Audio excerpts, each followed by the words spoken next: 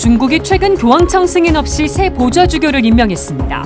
교황청은 중국이 합의를 무시한 것에 대해 충격적이고 유감스럽다고 밝혔습니다. 서울대 교구가 12월 첫째 주일 생명수호주일을 한국천주교회 차원의 생명주일과 통합하기로 했습니다.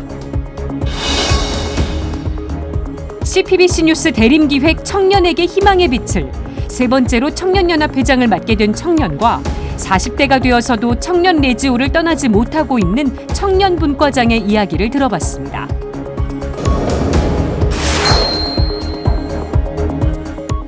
시청자 여러분 안녕하십니까? 12월 1일 목요일 CPBC 뉴스 시작하겠습니다. 교황청과 중국이 주교 임명에 관한 잠정 합의를 2년 연장했다는 소식 전해드렸죠. 교황은 중국이 임명한 주교를 승인하고 중국은 교황을 가톨릭 최고 지도자로 인정한다는 게 핵심인데요. 하지만 최근 중국이 교황청 승인 없이 새 보좌주교를 임명했습니다. 교황청은 충격적이고 유감스럽다는 입장을 밝혔습니다. 맹현균 기자가 보도합니다. 11월 26일자 교황청 성명입니다. 중국의 지오반니 펑 웨이자오 주교가 교황청이 인정하지 않는 장시교구의 보좌주교로 임명됐다는 내용입니다. 교황청은 충격적이고 유감스럽다는 입장을 밝혔습니다. 그리고 이것은 지난 2018년 9월 교황청과 중국의 주교 임명에 관한 잠정 합의에 위배된다는 점을 분명히 했습니다. 교황청이 펑 웨이자오 주교가 임명된 장시교구를 인정하지 않는 이유가 있습니다. 중국 당국이 교황청 승인 없이 5개 교구를 통합해 만든 곳이기 때문입니다. 주교 임명뿐 아니라 교구 설립과 통합, 해산 등의 권한은 오직 교황에게만 있습니다. 그리고 중국이 임명한 인물이 펑 웨이자오 주교란 점도 교황청이 즉각 반응한 이유입니다.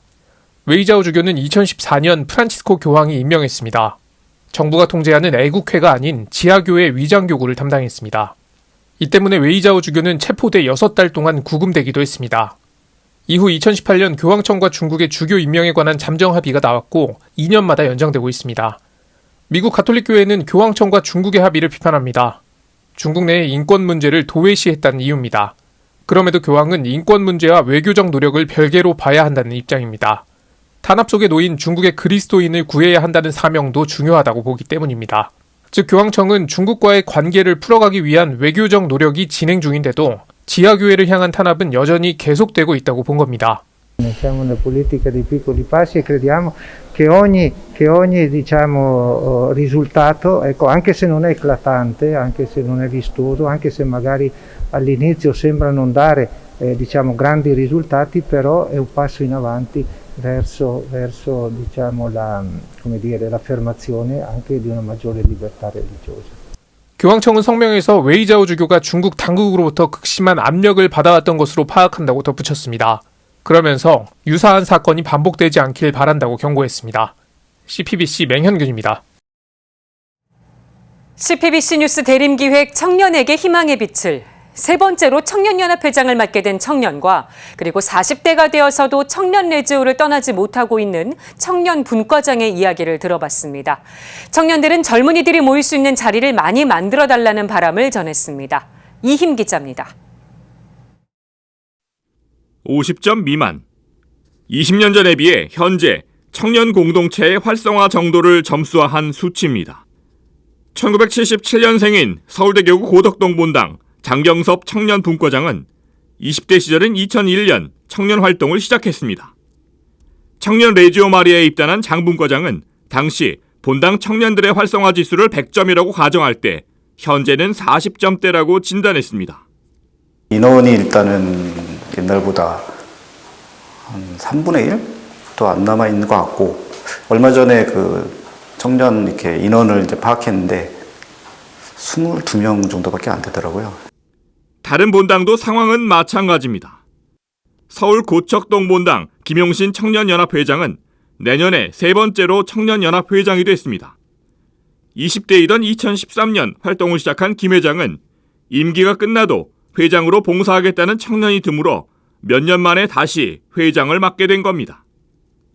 게다가 코로나 팬데믹은 청년 신자 감소에 결정타 역할을 했습니다.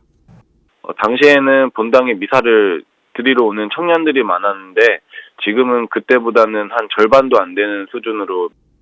청년들이 성당에 나오지 않는 이유에 대해 김 회장은 학업과 취업의 문제가 가장 큰 걸림돌이라고 진단했습니다.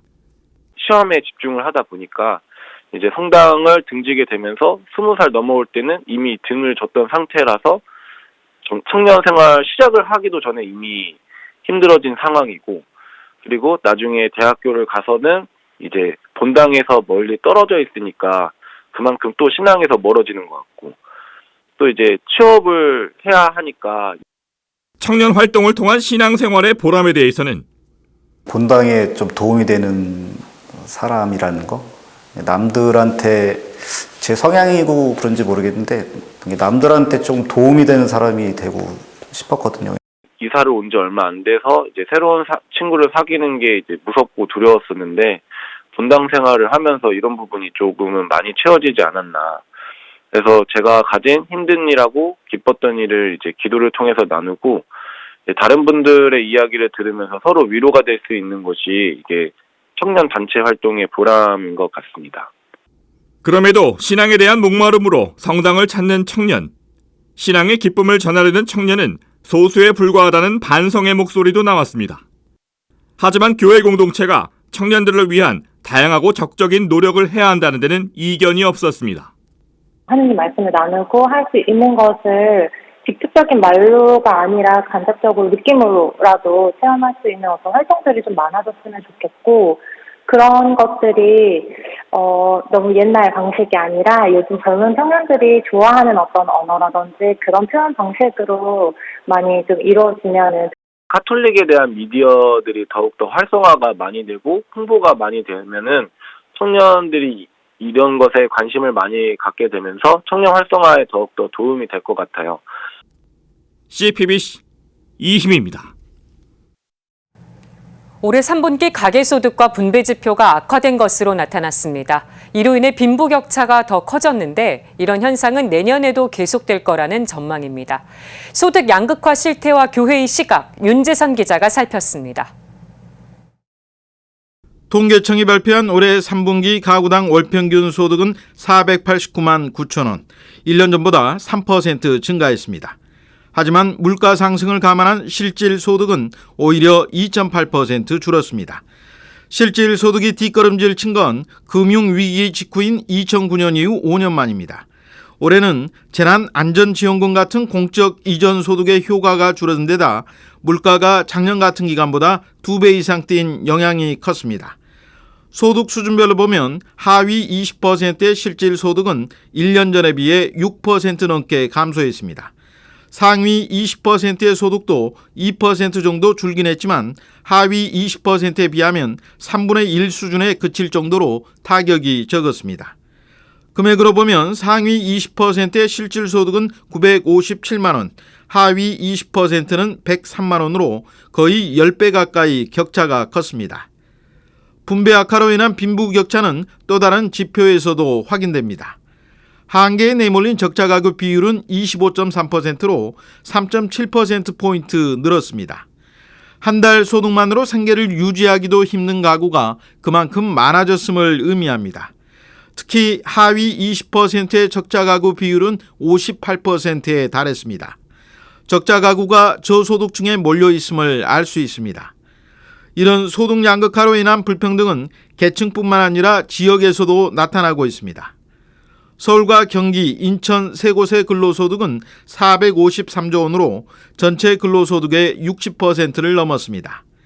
서울과 경기 지역의 상위 10%가 올린 소득은 전체 근로소득의 17%로 부산과 대구 등 다른 15개 시도의 총소득보다도 많았습니다.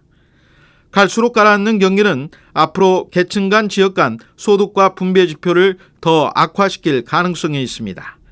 높은 물가와 금리, 환율 등 3중 악재가 내년에도 빈곤층을 비롯한 취약계층에 집중될 것으로 우려됩니다. 프란치스코 교황은 부의 불평등이 사회 병폐의 뿌리라고 일갈합니다. 특히 부유층에 집중되는 감세 혜택은 죄의 구조라고 지적합니다. Las estructuras de pecado hoy incluyen repetidos recortes de impuestos para las personas más ricas, justificados muchas veces en nombre de la inversión y desarrollo. 교황은 가난한 이들의 온전한 진보를 가로막는 배척과 불평등의 경제는 안 된다고 비판합니다. Ogni giorno è più forte quel grido, ma ogni giorno è meno ascoltato, sovrastato dal frastuoso di pochi ricchi che sono sempre di meno e sempre più ricchi. 가톨릭 교회의 교리는 재화의 보편적 목적은 공동선에 있다고 가르칩니다. 그런 점에서 교황은 가난의 구조적 원인을 해결해야 할 필요성이 절실하다고 말합니다. 정의의 증진은 경제 성장을 전제로 하면서도 단순한 복지 정신을 넘어서 가난한 이들의 온전한 진보를 지향하는 결정과 계획, 구조와 과정을 요구한다고 강조합니다. CPBC 윤재선입니다. 12월 첫째 주일은 서울대교구가 정한 생명수호주일입니다. 서울대교구는 생명수호주일에 모든 본당에서 생명미사를 봉헌하고 생명수호 의지를 다져왔죠. 그런데 올해부터는 생명수호주일을 별도로 지내지 않고요. 한국천주교회 차원의 생명주일과 통합하기로 했습니다. 앵커 리포트로 전해드립니다. 서울대교구는 2008년부터 매년 12월 첫째 주일을 생명수호주일로 지냈습니다. 생명수호주일은 생명경시 풍조가 만연한 우리 사회에 생명의 소중함을 알리고 가톨릭교회의 생명수호 의지를 더욱 굳건히 하기 위해 제정됐습니다. 5월 첫째 주일 주교회의가 정한 생명주일과 별도로 교구 차원에서 생명수호주일을 정한 건 서울대교구가 처음입니다. 그런데 서울대교구가 생명수호주일을 지낸 지 14년 만에 생명수호주일과 생명주일을 통합하기로 결정했습니다. 이에 따라 올해는 12월 첫째 주일인 오는 주일에 생명수호주일을 지내지 않습니다. 대신 내년부터 생명주일을 함께 지내게 됩니다. 생명수호주일에 교구 내 모든 본당에서 봉헌해온 생명미사도 생명주일로 이동됩니다. 서울대교구 총대리 손희송 주교는 교구 사제들에게 공문을 보내 교구 결정을 전하면서 12월 첫째 주일엔 인권주일과 사회교리 주간에 더욱 집중해서 전례와 행사를 시행해달라고 요청했습니다. 다만 매년 생명수호주일에 발표된 생명의 신비상 수상자는 올해까지만 생명수호주일에 맞춰 발표됩니다. 내년부터는 생명의 신비상 공모부터 수상자 발표, 시상식 일정이 생명주일에 맞춰 조정됩니다.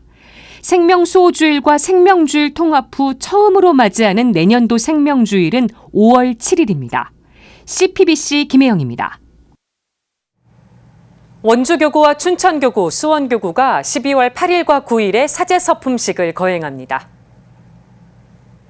원주교구는 12월 8일 오후 2시 배론 최영업 신부 기념 대성당에서 교구장 조규만 주교 주례로 사제와 부제 서품식을 거행합니다. 원동 주교자 본당 출신 양종욱 대건 안드레아 부제와 단양 본당 출신 김나눔 도미니코 부제가 이날 새 사제로 거듭납니다. 또 용소막 본당 출신 강형규 스테파노 신학생이 부제로 거듭납니다. 춘천교구는 8일 오후 2시 중림동 주교자 성당에서 교구장 김주영 주교 주례로 사제서품식을 거행합니다. 소롤 본당 최연규 부제, 애막골 본당 이재헌 부제, 스무숲 본당 장희천 부제 등 3명의 새 사제가 탄생할 예정입니다. 수원교구는 12월 9일 오후 2시 정자동 주교자 성당에서 교구장 이용은 주교 주례로 사제서품식을 거행합니다. 영통 영덕 본당 정원재 부제, 분당 성요한 본당 손인상 부제, 비산동 본당 김도우 부제를 비롯해 모두 21명의 새 사제가 탄생합니다. 수원교구는 사제서품식 미사를 유튜브 채널 천주교 수원교구에서 생중계합니다. 이상으로 뉴스를 마칩니다. 시청해주신 여러분 고맙습니다.